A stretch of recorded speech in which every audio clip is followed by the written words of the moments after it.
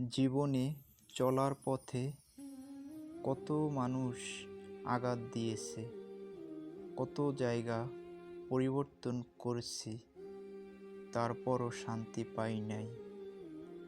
মানুষ ভাই আঠার মতো লেগে থাকে মানুষের ক্ষতি করার জন্য। ভাই বিশ্বাস করেন, আমি এই মদিনায় এসে কারো কথায় কষ্ট পাই নাই। এখানের মানুষের ব্যবহার অনেক ভালো, শান্তি অনেক বেশি।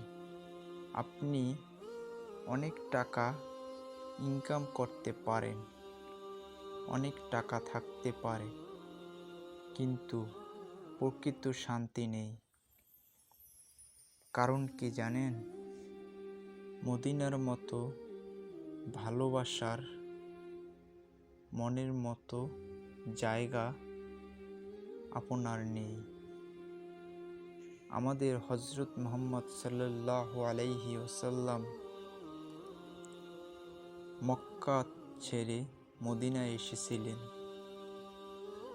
মদিনার মানুষ ভালোবাসা দিয়ে তাকে মন উজ্জ্বল করেছিল।